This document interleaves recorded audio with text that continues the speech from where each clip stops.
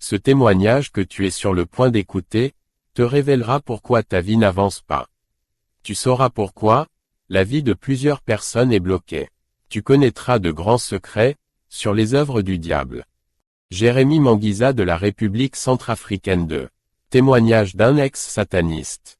Ceci est la deuxième et dernière partie du témoignage de Jérémie Manguisa. De plus, j'avais 4 démons vivant dans mon corps, je les utilisais pour voler et dévorer les biens des gens. J'utilisais l'esprit de la souris pour voler des biens matériels et me les apporter. Une fois qu'un bien avait disparu ou avait été mystiquement volé par le rat, je le mettais sur mon tapis rouge. Après des incantations, l'objet était ensorcelé. Puis j'ordonnais au rat de restituer l'objet là où il avait été volé. Bien-aimés, une fois que vous avez trouvé ce que vous avez perdu, si vous l'utilisez à nouveau, vous êtes lié et connecté au monde mystique pour être surveillé. Au début, je vous ai dit que j'avais reçu l'esprit de méchanceté. Ma sœur était en tournée, voyageait dans les pays voisins et achetait des marchandises. À cause de la méchanceté en moi, j'ai déployé les esprits de souris et de cafards qui étaient des esprits de pauvreté contre son entreprise qui a fini par s'effondrer. J'ai déployé 4 agents de destruction qui étaient des agents de pauvreté résidant dans mon corps, contre des biens tels que des maisons, des magasins, des entrepôts ou des dépôts. Je me souviens d'une femme qui était une grande commerçante de riz, de haricots et d'arachides, et qui excellait dans son commerce. Comme elle n'avait pas Christ dans sa vie, elle était donc sans protection. J'ai donc envoyé l'esprit de la souris contre son commerce. Plus tard, le démon m'a rapporté le bénéfice de ses produits. Après avoir fait des incantations sur ce bénéfice, elle est devenue victime et son commerce s'est effondré. Plus tard, troublée par l'effondrement de son entreprise, cette femme entendit parler de l'évangile de Jésus-Christ et donna sa vie à Christ. Lorsque cette femme vint à Christ, elle redémarra son entreprise, et celle-ci fut entièrement restaurée par Jésus-Christ. Sachez que ceux qui aiment donner leur bien pour l'avancement de l'œuvre de Dieu sont protégés. Lorsqu'un chrétien donne, lui et sa famille sont protégés. Nous avons travaillé pour empêcher les chrétiens de connaître cette vérité sur le don de leurs offrandes et de leurs dîmes, car c'est un secret de protection. Bien-aimés, vous pouvez rêver que quelqu'un vous donne de l'argent mais en réalité, c'est un échange. Votre argent réel est pris de cette façon et on vous a donné un papier blanc. Si vous trouvez de l'argent abandonné et que vous le prenez et le mettez dans votre poche sans prier dessus au nom de Jésus, si cet argent est ensorcelé, il créera un trou dans votre poche. J'ai aussi utilisé l'esprit du lézard. Je dois dire que chaque fois que je volais, en compagnie de l'ange de la mort, au-dessus des églises chrétiennes, nous étions touchés et gravement perturbés par les prières et nous perdions force et énergie. Dans mon quartier, il y avait un acacia qui était notre station-service. Chaque fois que les chrétiens priaient, nous étions attaqués par le feu de la prière et notre vol dans l'espace était perturbé. Nous perdions force. Nous étions obligés d'atterrir dans cet arbre pour faire le plein d'essence. Pour provoquer des accidents sur la route, je creusais des trous virtuels sur la route. En réalité, il n'y avait pas de trous. Seul un conducteur ensorcelé voyait ces trous virtuels. L'aspect mystique de ma mission était très dangereux car il impliquait la bataille et la guerre invisible contre les églises et les chrétiens. Je devais rédiger des informations stratégiques et des tactiques que je devais utiliser contre les chrétiens. J'étais censé recevoir une formation et j'ai reçu cette formation pour être équipé pour ce conflit et cette hostilité. Après cette formation, on m'a donné un livre mystique de 666 pages contenant des méthodes et des tactiques à utiliser contre les chrétiens. Chaque page de ce livre est le résultat d'une recherche démoniaque sur l'Église et les chrétiens et sur la manière de les attaquer avec succès. Il y a des points dans ce livre que les satanistes devraient connaître avant de commencer une telle guerre. Je devais m'assurer que j'étais en communication avec notre base de commandement dans le monde invisible. J'étais en contact avec les étoiles qui devaient me guider pour éviter les dangers pendant que je menais une opération contre les chrétiens. Les étoiles m'ont donné des avertissements en me montrant les dangers. Elles m'ont dit de ne pas survoler un endroit où se trouvaient de véritables chrétiens, m'intimant de m'écarter de cette route, sinon je tomberais. Elles m'ont mis en garde contre les emplacements des églises de réveil et les endroits orageux. Les premières cibles du monde des ténèbres dans la guerre spirituelle sont les chrétiens tièdes qui ont un pied dedans et un pied dehors. J'ai dû les empêcher de lire la Bible et d'acquérir la connaissance de la vérité. J'ai dû les empêcher de jeûner et de prier parce que c'était très dangereux pour le monde mystique. J'ai dû neutraliser les pensées et les intentions de jeûne et de prière dans leur esprit. J'ai travaillé dur pour perturber leur programme de prière, car un chrétien en prière peut empêcher et déstabiliser nos activités contre les chrétiens et les églises. J'ai aussi attaqué l'amour fraternel pour qu'ils restent loin les uns des autres. Je devais les séparer car chaque fois qu'ils étaient ensemble, ils avaient tendance à prier et à propager le feu. Le chemin le plus court vers la destruction du chrétien est la colère. Lorsqu'un chrétien est en colère, c'est un raccourci pour moi d'intervenir et de déclencher un déchaînement de choses dans sa vie. Vous pouvez vous mettre en colère à l'école, au travail et à la maison, mais il est encore plus dangereux de dormir avec votre colère. La colère ouvre la porte à l'ennemi pour vous détruire. Dormir avec la colère signifie que lorsque les démons se déplacent la nuit, vous êtes exposés et ils peuvent faire ce qu'ils veulent. Un autre raccourci qui est une porte ouverte pour moi et pour le monde obscur de Lucifer est le manque de pardon ou de rancune, car il y a des portes ouvertes pour Satan dans votre vie. Un chrétien qui se concentre sur les choses de ce monde comme la convoitise de la chair ou l'orgueil de la vie ouvre la porte à la destruction du monde obscur du diable. La division d'une famille est aussi une porte ouverte. Dans le monde mystique, lorsque deux personnes ne s'entendent pas, le royaume des ténèbres profite de cette situation de conflit et de division pour les atteindre. J'attaquais les chrétiens avec découragement. J'injectais des désaccords, des conflits, des pensées de haine, d'animosité. Dans le domaine mystique, nous avions étudié l'Église et les chrétiens. Nous connaissons leurs faiblesses. Lorsque nous découvrons ces choses sous forme de conflits, de désaccords, d'animosité, de ressentiment, nous déclenchons alors sur eux l'esprit d'immoralité sexuelle et nous enlevons la sainteté à l'Église, car une Église où les gens ne sont pas sanctifiés est impuissante. Par la porte du conflit, de la division, je pouvais étouffer le zèle de la prière et du service, et provoquer la froideur, la paresse, le découragement, le sommeil spirituel et la lourdeur. Il fallait à tout prix empêcher la prière. Nous savions que si nous réussissions, nous pourrions détruire une église. La Bible dit dans Éphésiens 4h31-32, que toute amertume, toute animosité, toute colère, tout cafard, toute calomnie, et toute espèce de méchanceté soit bannie des hommes. Soyez bons et compatissants les uns envers les autres, vous pardonnant réciproquement, comme Dieu vous a pardonné en Christ. L'équipe de direction était aussi notre cible. Nous avons d'abord cherché le péché et la faiblesse dans le groupe de direction et nous l'avons utilisé comme porte d'entrée et contrôle démoniaque. Lorsqu'un de ces dirigeants s'est avéré être un amoureux de l'argent, cela nous a permis de semer le chaos dans l'église et d'attaquer l'église. J'ai utilisé une caméra mystique pour la surveillance et des bougies pour les incantations. J'ai également utilisé ces bougies pour contrôler les pensées de ceux qui ne sont pas en Christ afin qu'ils ne viennent pas à l'église. J'ai utilisé des bougies vertes pour capturer les biens de ceux qui ne sont pas en Christ. J'ai utilisé des bougies blanches pour me couvrir mystiquement. Ces bougies blanches m'ont été envoyées par le monde des ténèbres parce qu'elles n'existaient pas sur la terre. J'ai utilisé les bougies bleues pour gagner des âmes et les éloigner de Jésus afin de les tuer plus tard, récupérer les années de leur vie et les transmettre à ces satanistes qui étaient morts et qui travaillaient dans le monde sous-marin afin qu'ils vivent longtemps et nous aident dans la bataille invisible contre les chrétiens. J'ai utilisé des bougies noires pour tuer et rendre folles les victimes. Les bougies roses étaient utilisées pour inciter les femmes à s'habiller de manière indécente. Je veux dire sexy. Lorsqu'elles vont à l'église, elles séduisent les esprits faibles par leur tenue. Il était important d'attendre le moment des offrandes pour faire des invocations avec les bougies roses.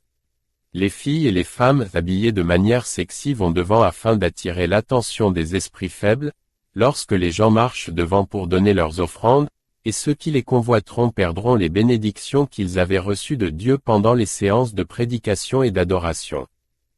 Un jour dans l'après-midi, je reçus un appel du royaume de Lucifer. On m'informa qu'il y avait une mission pour moi en Côte d'Ivoire. On me dit de participer à l'installation de notre ordre mystique en Côte d'Ivoire. L'espace alloué à l'installation de cette structure mystique était un ancien cimetière. Il fallait donc négocier avec les cadavres morts de ce cimetière. On m'a assigné cette tâche parce qu'on m'a dit que j'avais le potentiel pour mener à bien cette mission, mais il fallait que je leur prouve que j'avais les compétences pour faire ce travail. Quelques jours plus tard, j'ai reçu un autre appel mystique me demandant d'aller d'abord au Rwanda pour une brève mission. Après cela, je devais me rendre en Côte d'Ivoire. J'étais réticent à l'idée d'aller au Rwanda. J'ai donc demandé à la hiérarchie mystique de me laisser le temps d'y réfléchir. Je n'arrivais pas à me décider, j'étais divisé. Je n'étais pas convaincu d'y aller. Je ne voulais pas obtempérer. Cette incompréhension de Satan et du monde mystique a marqué le début de l'action du Saint-Esprit dans ma vie. J'étais chez moi en train de penser à tout cela lorsqu'une femme du quartier est venue me saluer avec son fils. Cette femme avait un garçon de 9 ans. Elle m'a dit bonjour et son fils s'est approché et s'est penché sur moi. Il a dit, « Père, tout passera, mais Jésus-Christ est Seigneur. » J'ai été surpris d'entendre cela. Les paroles de cet enfant m'ont transpercé comme une lance. J'ai été troublé et confus par les paroles de ce garçon. J'ai demandé au garçon ce que cela signifiait. Mais il a répété la même phrase, « Tout passera, mais Jésus-Christ est Seigneur. » Dans ma confusion, j'ai commencé à réfléchir aux paroles de ce garçon. J'y ai pensé et réfléchi tellement que l'ange de la mort qui était mon gardien a détecté mes pensées. Il est apparu et a commencé à me faire des reproches. Il me dit, « Tu es un grand mystique. Pourquoi es-tu troublé par les paroles du petit enfant? Tu devrais oublier tout cela. Tu as de nombreuses promesses du royaume invisible. Tu deviendras grand et riche, alors efface de ton cœur et de tes pensées les paroles de ce petit enfant. » Alors l'ange de la mort disparut. Après l'apparition de l'ange de la mort, je me rendis au siège de notre ordre mystique. Je dis à la hiérarchie que je n'étais pas en mesure de me prononcer sur le Rwanda. Je leur demandai de me laisser 4 heures pour y réfléchir. Puis je pénétrai dans une pièce éclairée par des bougies. Je réfléchissais à l'option d'aller en Côte d'Ivoire et au Rwanda. Pendant que j'y réfléchissais, les paroles de ce garçon de 9 ans me revinrent à l'esprit. Tout passera mais Jésus-Christ est Seigneur. À partir du moment où les paroles de ce garçon me revinrent à l'esprit, je ne pus penser à rien d'autre. Pendant ce temps, la pièce où je me trouvais fut soudain illuminée par une lumière intense. Cette lumière n'était ni terrestre ni ordinaire. Lorsque j'ouvris les yeux pour l'observer, je remarquai qu'elle gagnait en intensité et en luminosité. Elle remplissait la pièce et augmentait de plus en plus. J'eus peur. Je tombai par terre et fermai les yeux. À ma grande surprise, même les yeux fermés, je pouvais voir cette lumière. Alors, j'ouvris les yeux. J'avais l'impression que la lumière me transportait et que je montais dans l'espace. Quand j'ai regardé le ciel, il était d'un bleu intense et il était brillant. Puis j'ai entendu des bruits de tonnerre et des grondements de tonnerre. Puis j'ai vu le ciel s'ouvrir et les nuages se retirer. Puis j'ai vu quelque chose de brillant descendre du ciel à grande vitesse. En fait, je voyais une étoile descendre du ciel. Elle était étincelante et puissante. Je ne savais pas ce que c'était. Je l'ai regardée descendre du ciel. Lorsque cette étoile brûlante et lumineuse a atteint une altitude de 10 mètres de l'endroit où je me trouvais, j'ai remarqué que c'était un homme. Cet homme n'était ni terrestre ni naturel. Cet homme n'était pas physique comme nous. Il brillait et il était brillant comme le soleil. Il était plus blanc que les nuages du ciel. J'ai remarqué par sa constitution qu'il avait des ailes. C'était un ange du Seigneur. Quand il est descendu à ma hauteur, il n'a pas touché le sol mais il m'a souri. Puis il a posé sa main droite sur mon épaule et m'a dit, « Jérémie, je suis venu confirmer les paroles de ce petit garçon de 9 ans. Je suis venu te confirmer que c'est Dieu qui t'a parlé par la bouche de ce petit garçon. Les paroles que ce petit garçon a prononcées sont les paroles de Dieu lui-même. Tout passera mais Jésus-Christ est Seigneur. Dieu t'a parlé à travers ce garçon. Alors cet ange lumineux m'a dit, Jésus-Christ m'a envoyé parce qu'il veut travailler avec toi. Il veut que tu sois son témoin. Il veut t'envoyer témoigner dans le monde entier de ce que tu sais et de ce que tu as vécu. Pendant que cet ange du Seigneur me parlait, il avait sa main posée sur mon épaule. Tandis qu'il me parlait, nous avons commencé à monter ensemble dans l'espace. Pendant que nous montions, j'ai remarqué que c'était comme si un vêtement très noir était retiré de mon corps. Puis cet ange a commencé à me parler des termes et conditions cachées qui régissaient mon alliance avec le monde mystique. Il m'a dit, la première implication de ton alliance avec le monde satanique est que tu as dû servir le diable toute ta vie jusqu'à ta mort. La deuxième implication est que ta mémoire est capturée. La troisième implication est que le monde de Satan a décidé que tu devais mourir le 25 décembre 2004. Tous ceux qui signent des pactes avec le monde satanique ont la date de leur mort déterminée à l'avance afin qu'ils puissent continuer à servir le diable sous l'eau. L'ange du Seigneur m'a dit, le monde satanique avait décidé de t'envoyer au Pérou en mission. C'est là que je devais mourir à la date qu'il avait choisie. La cinquième condition cachée par le monde satanique est qu'après ta mort, tu deviennes un esprit maléfique au service de Satan pour finalement être une âme perdue à la fin des temps. Lorsque cet ange du Seigneur m'a révélé les termes cachés de mon alliance avec le monde satanique, une pluie est tombée sur moi et une fumée noire a commencé à quitter mon corps. C'était une substance que le monde mystique avait déposée en moi. Des démons sont sortis de mon corps sous forme de fumée noire. Puis l'ange du Seigneur leva la main et un écran apparut. J'ai vu des images de gens qui chantaient et dansaient pour Jésus-Christ sur cet écran. L'ange du Seigneur m'a dit, c'est ici que tu dois aller pour témoigner. Puis la vision prit fin. Quand je me suis rendu compte que c'était une vision, j'ai tremblé. Je me sentais frais comme si des forces étranges étaient sorties de moi. Je suis allé dire à mes supérieurs que je voulais rentrer chez moi et prendre mon temps pour réfléchir aux options qui s'offraient à moi. À mon retour, j'ai rassemblé tous les livres de magie et tous les outils mystiques. J'en suis arrivé à un point où je pensais que c'était fini avec ces pratiques mystiques. Le lendemain de l'apparition de l'ange du Seigneur, je marchais dans la rue lorsque j'ai vu une pancarte d'une campagne d'évangélisation chrétienne sur laquelle était écrit « Jésus-Christ est venu libérer les captifs ». En marchant, j'ai senti l'Esprit de Dieu me pousser à participer à cette campagne d'évangélisation. La campagne en était déjà à son 4e jour car c'était une campagne de 5 jours. Le lendemain, je suis allé assister à cette campagne. Pendant ce service, j'ai senti une force me pousser devant l'autel. Quand j'ai vu la foule de gens chanter et danser pour le Seigneur, je me suis immédiatement souvenu de la vision de l'ange du Seigneur. Quand j'ai réalisé que c'était l'église que l'ange du Seigneur m'avait montrée, je suis devenu ému et j'avais les larmes aux yeux. J'étais surprise et émerveillée. J'aurais voulu me joindre à eux pour chanter et danser pour le Seigneur mais je ne savais ni chanter ni danser.